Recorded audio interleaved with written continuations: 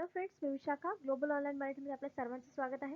आजच्या व्हिडिओमध्ये आपण कवयित्री बहिणाबाई चौधरी उत्तर महाराष्ट्र विद्यापीठ जळगाव पेठ 2021 साठी टीचिंग ॲप्टिट्यूड या युनिटवरचे किंवा सिलेबसमध्ये टीचिंग ॲप्टिट्यूड या युनिटवरचा म्हणजे अध्यापन अभियोग्यता यावरचे MCQs बघणार आहोत. त्यातून आपल्या कन्सेप्ट क्लिअर करणार आहोत जे आपल्याला या पेठ एक्झामसाठी खूप उपयुक्त ठरणार आहेत. आजचं आपलं हे पहिलं लेक्चर आहे या टॉपिकवरचं, अध्यापन अभियोग्यता या टॉपिकवरचं. लेक्चर सुरू करण्यापूर्वी एक महत्त्वाची अनाउन्समेंट अशी आहे की जे स्टुडंट्स या विद्यापीठाच्या पेट एक्झामसाठी प्रिपरेशन करत आहेत त्यांच्या प्रिपरेशनला बूस्ट करण्यासाठी आमच्याकडे पेपर 1 साठी कंप्लीट कोर्स अवेलेबल आहे.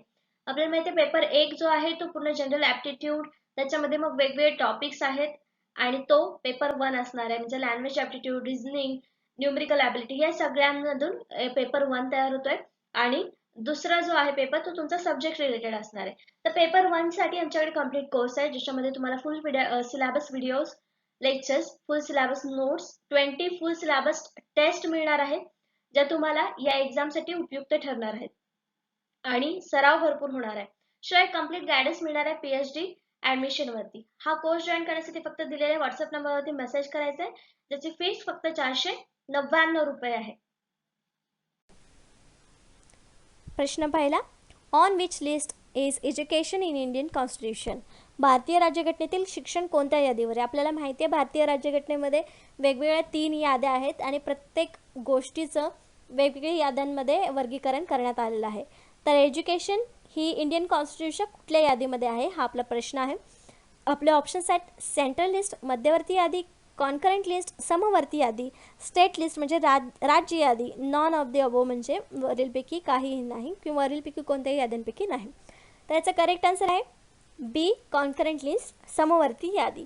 याचं रिझन असं आहे की सेंट्रलकडे याची पकड असणं किंवा सेंट्रलकडे याचा अधिकार असणं देखील योग्य नाही किंवा स्टेटकडे देखील याचा अधिकार असणं योग्य नाही.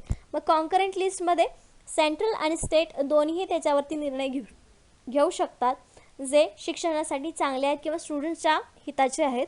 म्हणून याचा करेक्ट आन्सर आपलं काय येणार आहे बी, कॉन्करंट लिस्ट. समवर्ती यादीमध्ये शिक्षण म्हणजे एज्युकेशन हे इंडियन इन्स्टिट्यूशनमध्ये लिहिलेलं आहे. नेक्स्ट क्वेश्चन बघूया. Computer assisted instruction is based on dash dash principle. संगणक सहाय्य सूचना टिंबटिंब तत्वावर आधारित असतात. कोणत्या तत्वावर आधारित असतात? क्लासिकल कंडिशनिंग, शास्त्रीय conditioning, operant conditioning, Pavlovian conditioning, respondent conditioning and sender conditioning. तर कुठलं तत्व याच्यामध्ये आपल्याला योग्य वाटतं? कम्प्युटर एक ऑपरेटिंग सिस्टीम असू शकते. याचं करेक्ट आन्सर आपलं जे आहे बी, ऑपरेंट कंडिशन. ती ऑपरेट करावी लागते, ऑपरेटच्या तत्वावर आधारित आहे म्हणून याचं करेक्ट आन्सर आपल्याला बी मिळालेला आहे. नेक्स्ट क्वेश्चन बघूया. Which of the following is Doordarshan education television channel. दूरदर्शनचे शैक्षणिक दूरदर्शन चॅनल खालीलपैकी कोणते आहे? म्हणजे टी व्हीवर जे शिक्षण शिकवण्यासाठी कंटिन्यू ठेवण्यासाठी लॉकडाऊनमध्ये देखील बरेच चॅनल होते दूरदर्शनवरती जे एज्युकेशन देत होते, म्हणजे लेक्चर्स त्याच्यावरती होत होते स्टुडंट्ससाठी. तर पहिल्यापासून आहे दूरदर्शनच्या शैक्षणिक दूरदर्शन चॅनल खालीपैकी कोणता आहे जो आपल्याला एज्युकेशन चॅनल म्हणून ओळखला जातो? ऑप्शन्स आहेत गुरुकुल, ज्ञान भारती, ज्ञानदर्शन आणि विद्या. तर याच्यापैकी करेक्ट आन्सर काय असणार आहे? सी, ज्ञानदर्शन. आपल्याला भरपूर दिवसांपासून माहिती आहे ज्ञानदर्शन हा एक एज्युकेशनल चॅनल आहे टेलिव्हिजनवरचा, दूरदर्शनवरचा, जो सगळ्यांना फ्रीमध्ये बघायला मिळू शकतो, ज्ञानदर्शन. नेक्स्ट क्वेश्चन आहे which of the following affects and individuals development at given time. खालीलपैकी एखाद्याचा व्यक्तीच्या विकासावर परिणाम होतो. कशाचा परिणाम होतो? व्यक्तीच्या विकासावर किंवा डेव्हलपमेंटवर. एखाद्या व्यक्तीच्या विकासावर परिणाम होतो.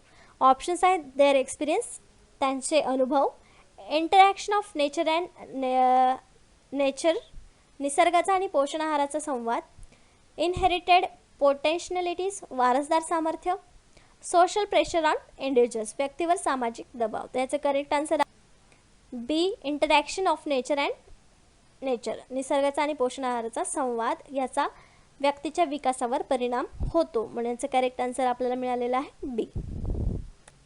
नेक्स्ट क्वेश्चन आहे for dash dash experimentation the standard procedure to know the truth dash dash.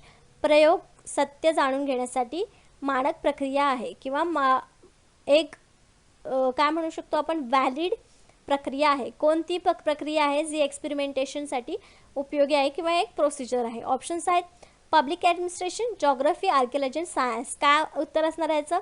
Of course इथे एक्सपेरिमेंट ऑप्शन येतो.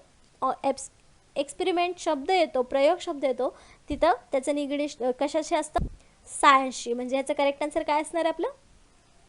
डी, सायन्स, विज्ञान. विज्ञान जे आहे for science experimentation the standard procedure to know the truth. Next question. The dash dash amendment got fundamental duties added to the Constitution of India. Dash dash दुरुस्तीला भारतीय राज्यघटनेत मूलभूत कर्तव्य जोडली गेली आहेत. आपल्याला माहिती आहे मूलभूत कर्तव्य आधी मूलभूत हक्क आधी होते, त्यानंतर मूलभूत कर्तव्यही जोडण्यात आलेली आहे इंडियन कॉन्स्टिट्यूशनला. तर ती कोणत्या भागात जोडली गेलेली आहेत ते सांगायचं आहे. ऑप्शन्स आहेत 42 amendment, 42nd amendment, 54th amendment, 83rd amendment, 93rd amendment. त्याचा करेक्ट आन्सर आहे 42 अमेंडमेंट. हे आपल्याला लक्षात ठेवायचं आहे. म्हणजे 42वी घटना दुरुस्ती जी आहे ज्यामध्ये आपण फंडामेंटल ड्युटीज टाकलेल्या आहेत, ज्या टोटल 11 आहेत. त्या 11 ड्युटीज आपल्याला करायच्या असतात पूर्ण, ज्या इंडियन कॉन्स्टिट्यूशनमध्ये इन्क्लुडेड आहेत. नेक्स्ट क्वेश्चन आहे cause and effect relationships are studied by dash dash studies. कारण आणि परिणाम संबंध डॅश डॅश अभ्यासाद्वारे अभ्यासला जातात. तर कारण आणि परिणामचा संबंध कोणत्या गोष्टीद्वारे किंवा कुठल्या प्रक्रियेद्वारे अभ्यासले जातात ते आपल्याला सांगायचं आहे. आपले ऑप्शन्स आहेत clinical, comparative, developmental, experimental and objective. त्याचं करेक्ट आन्सर काय असणार आहे? Of course experimental. कारण एक्सपेरिमेंटलद्वारेच आपल्याला कॉज आणि इफेक्ट रिलेशनशिप मिळतं. तर करेक्ट ऑप्शन आहे डी, एक्सपेरिमेंटल प्रायोगिक. मग पूर्ण वाक्य कसं येणार आहे? Cause and effect relationships are studied by experimental studies. कारण आणि परिणाम संबंध प्रायोगिक अभ्यासाद्वारे अभ्यासले जातात. म्हणजे याचं करेक्ट ऑप्शन आपलं डी आहे. The development of students' personality is affected the most by dash dash. विद्यार्थ्यांच्या व्यक्तिमत्वाच्या विकासाचा सर्वाधिक परिणाम डॅश डॅशद्वारे होतो. कशाद्वारे होतो?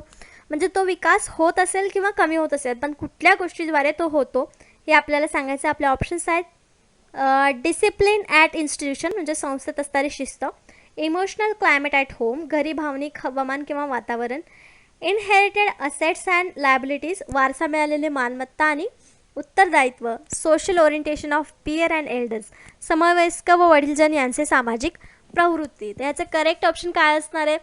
अंदाज आपल्याला लावायला हरकत नाही आहे, पण याचं करेक्ट आन्सर जे आहे ते बी, इमोशनल क्लायमेट ॲट होम घरी भावनिक वातावरण जे आहे त्यावरून विद्यार्थ्यांचा व्यक्तिमत्वाचा विकास होत असतो. कारण जसं वातावरण घरी असेल तसं ते स्टुडंट्स असतात. जर घरी वातावरण फ्रेश असेल तर स्टुडंट्स फ्रेश माइंडने अभ्यास करतात, त्यामुळे ते जास्त विकास करू शकतात. पण या उलट जर विद्यार्थ्यांच्या घरी भावनिक हवामान वातावरण जे आहे ते वाईट असेल किंवा व्यवस्थित नसेल तर त्याचा परिणाम त्यांच्या मनावर होऊन त्यांच्या व्यक्तिमत्वाचा विकास होऊ शकत नाही. म्हणून याचं करेक्ट ऑप्शन काय असणार आहे आपलं? B, emotional climate at home. Next question. Which of the following situations would be the best for maximum transfer of learning. जास्तीत जास्त शिक्षणाच्या हस्तांतरणासाठी खालीलपैकी कोणती परिस्थिती सर्वोत्तम आहे? ऑप्शन्स आहेत different task requiring different responses भिन्न प्रतिसाद आवश्यक असणारी वेगवेगळी कामं, different task requiring the same response समान प्रतिसाद आवश्यक असणारी वेगवेगळी कामं, similar task requiring different response वेगवेगळ्या प्रतिसादाची आवश्यकता असणारी समान कामं, similar task requiring the same response समान प्रतिसाद आवश्यक तीच कामं. तर जास्तीत जास्त शिक्षणाचं हस्तांतर कोणत्या परिस्थितीमध्ये होऊ शकतं? तर जिथं वेगवेगळे टास्क सेम रिस्पॉन्स मिळणारे असतील तर त्या परिस्थितीमध्ये शिक्षणाचं जास्तीत जास्त हस्तांतरण होऊ शकतं. म्हणजे इथे कुठला आन्सर करेक्ट असणार आहे? B, different task requiring the same response म्हणजे समान प्रतिसाद आवश्यक असणारी वेगवेगळी कामं करायची आहेत, म्हणजे तिथे जास्तीत जास्त शिक्षणाचं हस्तांतरण होईल.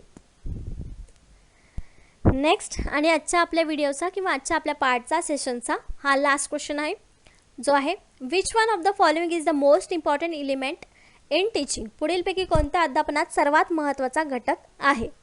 ऑप्शन्स आहेत relationship between teachers and students शिक्षक व विद्यार्थ्यांमधील संबंध, सब्जेक्ट मॅटर म्हणजे विषय, teaching techniques and aid used अध्यापन तंत्रे आणि वापरलेली मदत, स्टुडंट्स नॉलेज विद्यार्थ्याचं ज्ञान. तर यापैकी कुठला घटक सर्वात महत्त्वाचा आहे?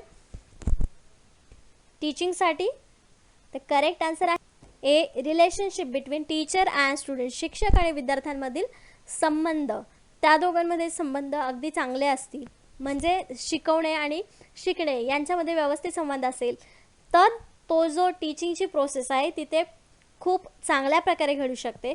म्हणून जो हा इम्पॉर्टंट एलिमेंट आहे याला असं आपण म्हणू शकतो. बाकीच्या विषयांपेक्षा त्या दोघांमध्ये बॉन्डिंग चांगलं असलं पाहिजे. टीचरने शिकवलेलं स्टुडंट्सला समजलं पाहिजे, स्टुडंट्सला समजलं नाही तर त्यांनी ते टीचरला न घाबरता विचारलं पाहिजे. अशा प्रकारचं ते रिलेशनशिप असलं पाहिजे, तरच तिथे टीचिंगची प्रोसेस व्यवस्थित घडून येईल. म्हणून याचं करेक्ट ऑप्शन काय आहे? ए आहे.